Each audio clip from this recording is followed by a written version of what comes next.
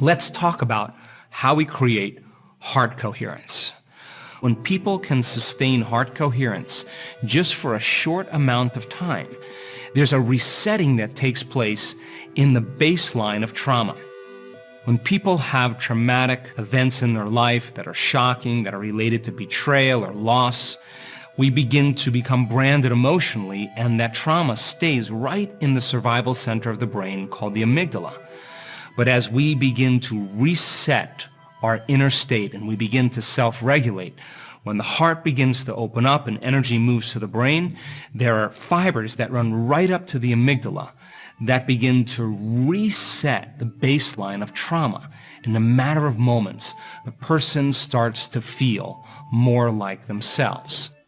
Now, elevated emotions like gratitude, love, joy, inspiration, peace, wholeness, trust, knowingness, patience, empowerment are selfless emotions that tend to open the heart. The survival emotions that we've been talking about over the last several episodes are related to those emotions of guilt and shame and unworthiness and anger and fear. They have nothing to do with heart-centered emotions. So then what if then the heart begins to become more coherent and it begins to send energy up to the brain through these fibers called afferent fibers? The vagus nerve, the primary nerve that's dominant in the parasympathetic nervous system, begins to reset the baseline of the brain, and when the heart becomes coherent, the brain becomes coherent. And when the brain starts to become coherent, the heart becomes coherent. How do we know that? Because when we look at a brain scan and we see a person beginning to become more orderly in their brain, we see the front of the brain beginning to resonate with the back of the brain.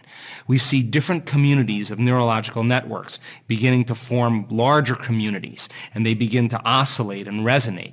And all of a sudden you see the left side of the brain talking to the right side of the brain.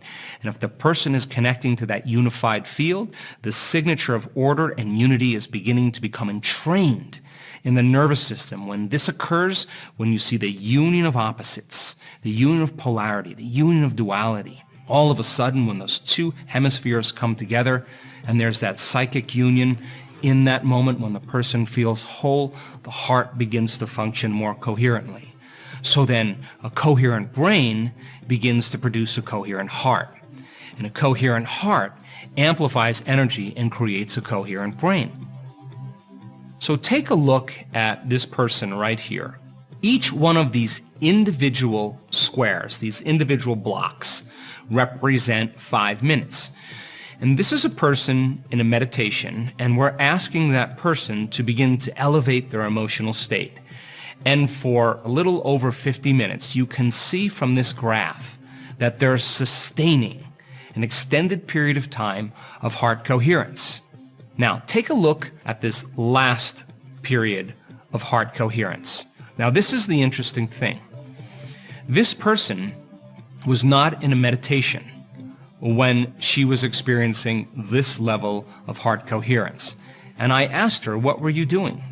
She said, I was finishing my day, I was unpacking, it was 8 o'clock at night, and all of a sudden, out of nowhere, I felt this incredible feeling of love take over me. She said it was so intense, it was so powerful, that she had to lay on her back in bed and just surrender to the feeling. And for over an hour, she's relaxing into love.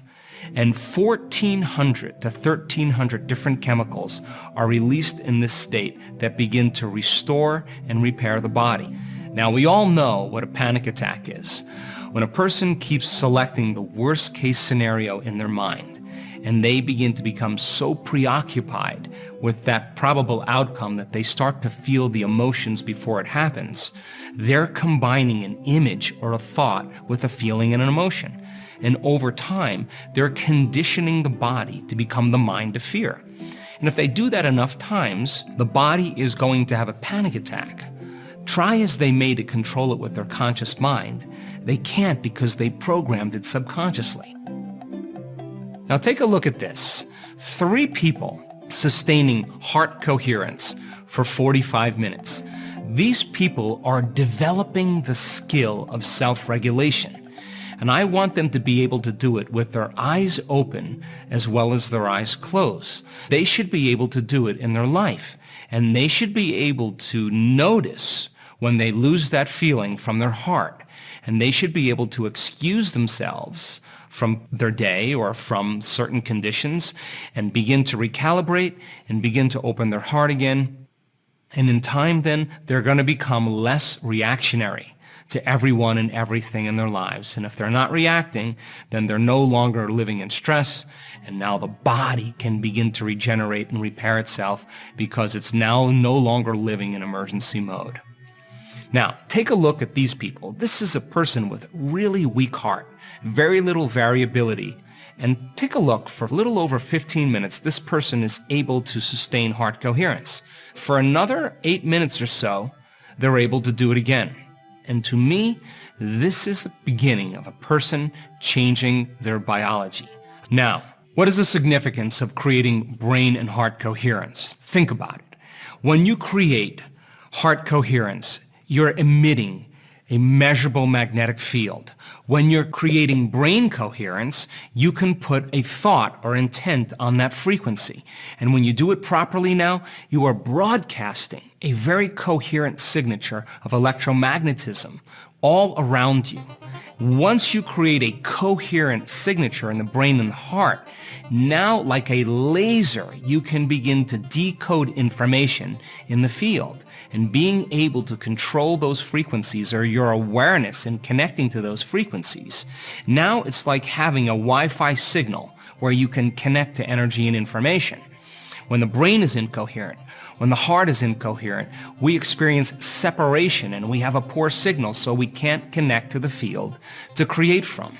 And as the person begins to trade those survival emotions like anger and fear or pain for elevated emotions like gratitude, joy, and love, and they overcome the emotions that keep them bound to their past, present reality, and there's no longer a vibrational match between anyone or anything in their life, all of a sudden, as they overcome the emotions, they're going to take their attention off the person or problem. And now they're going to begin to weaken the energetic bonds with their past, present reality. And in a sense, if they're no longer feeling those emotions and they're no longer thinking about that person or problem, they are taking their power back and they begin to build their own electromagnetic field. And now they have energy to heal. Now they have energy to create a new future with. And now they're creating no longer from lack or separation. They're creating from wholeness or oneness. In other words, when they create, they feel like it's already happening.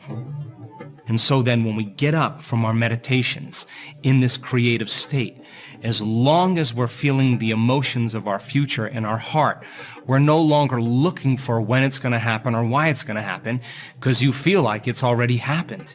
And you are connected to the energy of your future. And when we lose the energy of our future and we disconnect from it, now we're back to the energy of our past. And don't expect anything to change in your life. So it's not enough to just do this in your meditation. We have to sustain this modified state of mind and body our entire day. So then when there's a vibrational match between your energy and some future potential that already exists in the quantum field, and you're creating from the field instead of from matter, now we no longer have to go anywhere to get it. We will begin to collapse time and space and draw the experience to us. And now we'll begin to believe that we're more of the creators of our lives instead of the victim of our lives.